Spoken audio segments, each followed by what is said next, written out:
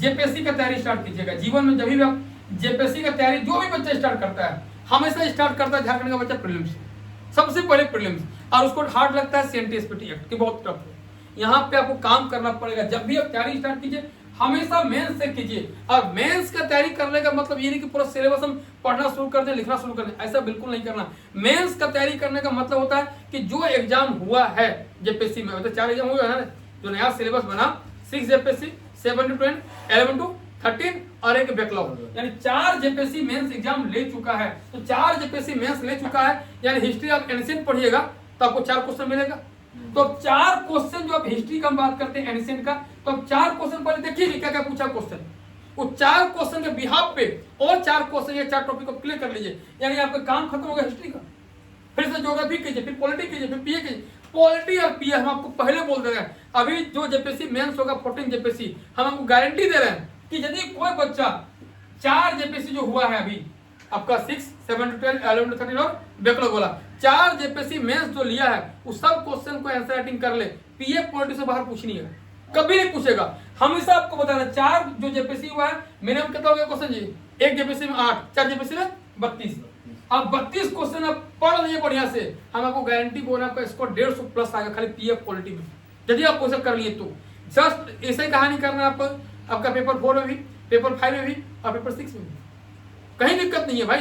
Paper 3 से लेके paper आप जो है 6 तक आप काम कर लिए ना, आपको आंसर राइटिंग प्रीवियस वाला आपका समझिए कि एक जेपीएससी में 17 क्वेश्चन लिखना पड़ता है। कितना क्वेश्चन? 17 क्वेश्चन। हिस्ट्री से आपका 2 क्वेश्चन, ज्योग्राफी से 2, पीए से 2, पॉलिटी से 2, कितना हो गया? 8। आपका इकोनॉमिक्स में हो गया आपका कितना? 4 क्वेश्चन, और आपका साइंस सेंटर में 5 सेक्शन है तो 5 क्वेश्चन, कितना हो गया? गिनिए, 2, 2, 4, 2, 6, 2, 8, 4, 12, 5, 17। इस 17 क्वेश्चन लिखना है, यानी 34 क्वेश्चन पूछता है, 1 या 2 में एक बनाना है।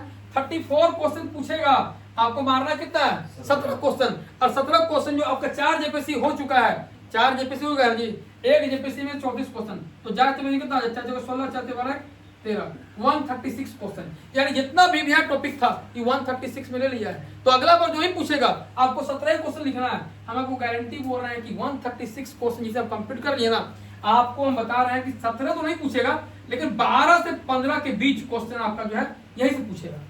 अब सोचिए 12 से 15 क्वेश्चन यहाँ से पूछ दिया, 1, 2 या 3 क्वेश्चन बाहर से निकल गया, अब नहीं बना पाइएगा, तो आपका तैयारी तो यहीं पे हो गया।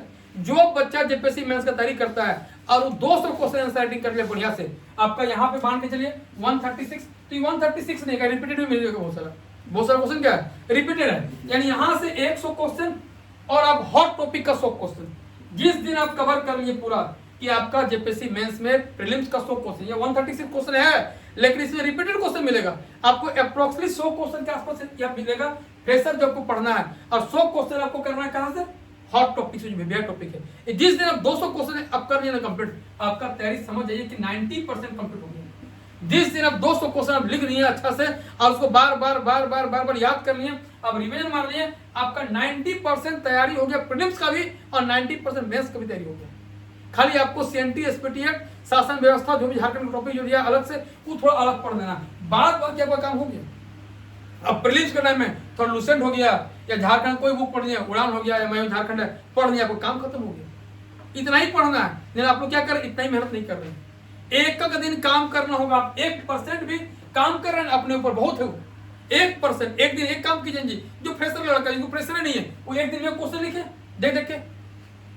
गूगल का जमाना आ गया, चैट जीपीटी का जमाना आ गया, एआई का जमाना आ गया, अब किसी से कुछ पूछना ही नहीं है, क्या किसी पे डिपेंड रहना है भाई, वहां से हमको बहुत से मिल जाएगा। अरे थोड़ा सा दिक्कत क्या है उसमें ये भी बात है ना कि चैट जीपीटी का या एआई का यूज कौन कर पाता है? जो थोड़ा सा पढ़ लिया है, बढ़िया से समझ गया, वही यूज कर पाएगा। अब चैट जीपीटी, गूगल या फिर एआई का यूज नहीं कर पाएगा बढ़िया से, उसको उतारिएगा फिर दिक्कत है। वो भी कौन यूज करेगा? जो बहुत काम कर चुका है। इसलिए बार बार बोल रहे हैं कि अब किसी से पूछना नहीं है, किसी पे डिपेंड में नहीं रहना, अपने आप पे डिपेंड रहना, काम करना। डेली एक क्वेश्चन लिखिए, आपका 200 दिन में 200 क्वेश्चन कंप्लीट होगा जी। 200 क्वेश्चन तो पढ़ना है, 200 क्वेश्चन मैंने कितना महीना, लगभग 7 महीना, तो 7 महीने तो मैथ्स क्लियर हो जाएगा आपका।